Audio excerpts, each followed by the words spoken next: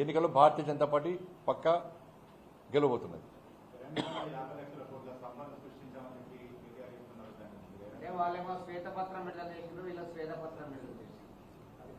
ఇప్పుడు శ్వేతపత్రము శ్వేత అక్షరాలు మారినాయి అంతే. 50 లక్షల కోట్లనా 50 లక్షల కోట్ల సంపద ఏడ సృష్టించినావు? అది వీళ్ళు సంపాదించి కుటుంబం సంపాదించుకుంటారు. అందుకే దుబాయ్లో మస్కట్లో పోయి పెట్రోల్ పెట్టినట్టు పోయి ఇవాళ మరి ఫస్ట్ నాడే జీతాలు ఎందుకు ఇవ్వలేకపోయినావు? తెలంగాణ రాష్ట్రంలో భూములు అమ్మే పరిస్థితి ఎందుకు వచ్చింది? 6 లక్షల కోట్ల అప్పులు చేయాల్సిన అవసరం ఏమొచ్చింది? ప్రతి ఆర్టీసీ ఎందుకు నిర్వహణ అయిపోయింది? డిస్కంలు ఎందుకు డీలా పడుతున్నాయి? ఉద్యోగస్తులకు ఇలా ప్రమోషన్లు కానీ శాలరీస్ ఎందుకు ఇస్తలేరు? దళిత బంధువు అందరికి ఎందుకు ఇవ్వలే? 3 ఎకరాలు ఎందుకు ఇవ్వలే? పోడు భూముల పట్టాలు ఎందుకు ఇవ్వలే?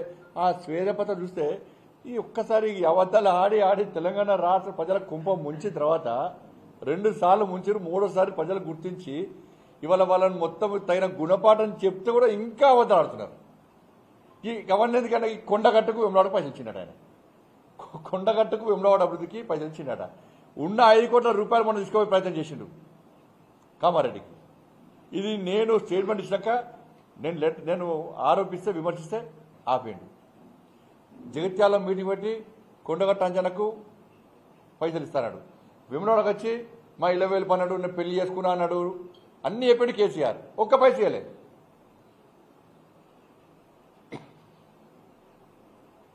ఇవాళ వాళ్ళ శ్వేతపత్రం చూస్తే గ్రామాల అభివృద్ధికి నిధులు విడుదల చేసినాడు. చూపెట్టు, నేను చాలాసార్లు డిమాండ్ చేసిన. నువ్వు ఇలా శ్వేతపత్రం విడుదల చేసినావు, చలో డీటెయిల్ రిపోర్ట్. ఇలా గ్రామాలు వైకుంఠ ధామాలు మీ ముఖాలకి వైకుంఠ ధామాల పైసలు ఎవరిచ్చో తెలియదు మీకు. వైకుంఠ ధామాల పైసలు ఎవరి? 14th 15th ఫైనాన్స్ పైసలు ఎవరి? కేంద్ర ప్రభుత్వం నేరుగా గ్రామ పంచాయతీలను నిలిస్తే మీ అయ్య దొంగ సంతకాలు సర్పంచ్లను బెదిరించి దొంగ సంతకాలు పెట్టించి ఇలా డైవర్ట్ చేసిండు.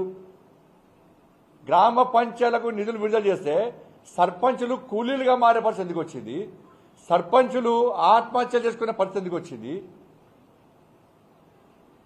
ఇలా గ్రామాల సర్పంచులు మోడీ గారే శబాష్ అనే పరిస్థితి ఎందుకు వచ్చింది?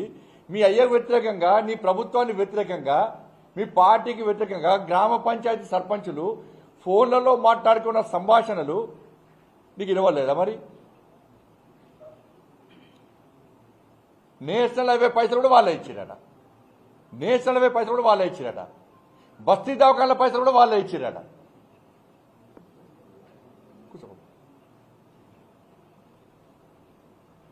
కార్పొరేషన్ల పైసలు కూడా వాళ్ళే ఇచ్చిరట. ఏకగ్రీవంగా గెలిచిన సర్పంచ్ల పైసలు ఇవ్వలే, నువ్వు గ్రామ పంచాయతీల పైసలు ఇవ్వలే.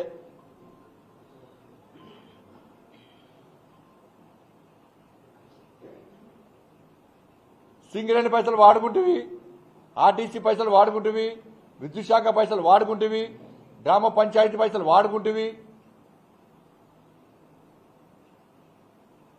ఏమి ఇవ్వకుండా ఇలా సర్వనాశనం చేసి చిప్ప చేతికిచ్చి ఒక్కొక్కరి పేరు మీద 1,60,000 అప్పు చేస్తేవి, ఒక్క నోటిఫికేషన్ ఇవ్వబోతేవి, నిరుద్యోగ వృత్తిస్తాను ఇవ్వబోతేవి.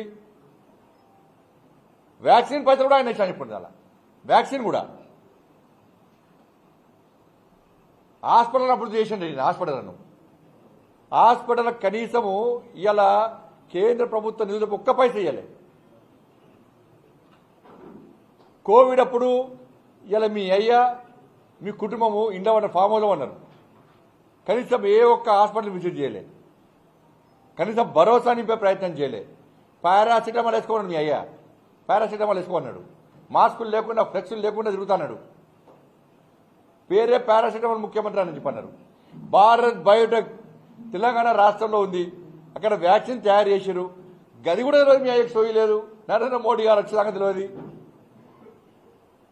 దాదాపు 80 దేశాలకు వ్యాక్సిన్ అందించిన ఘనత నరేంద్ర మోడీ ప్రభుత్వాన్ని. ఈ తెలంగాణ రాష్ట్రంలో పేదోళ్లకు ఉచితంగా వ్యాక్సిన్ అందించిన ఘనత నరేంద్ర మోడీ ప్రభుత్వాన్ని. కేంద్ర ప్రభుత్వ నిధులు మొత్తం కూడా వాళ్ళే ఇచ్చినట్టు ఇలా ఆ స్వేద పత్రం విడుదల చేస్తే నవ్వుకుంటున్నారు. మేధావి వర్గం అంతా కూడా నవ్వుకుంటున్నారు. ఇవాళ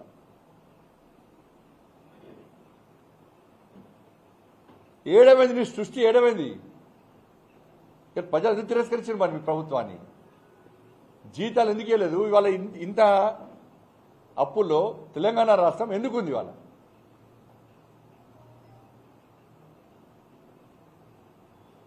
ఎన్జిఓ నాయకులు, టీఎన్జిఓ నాయకులు పిలిపించి 3 నెలలకు ఒకసారి జీతాలు ఇస్తా అని చెప్పి మీ అయ్యి చెప్పింది వాస్తవం కదా? టీచర్ పోస్ట్ ఎన్నికలు ఉన్నాయి, కనీసం ప్రభుత్వ పాఠశాలకు కనీస సౌకర్యాలు,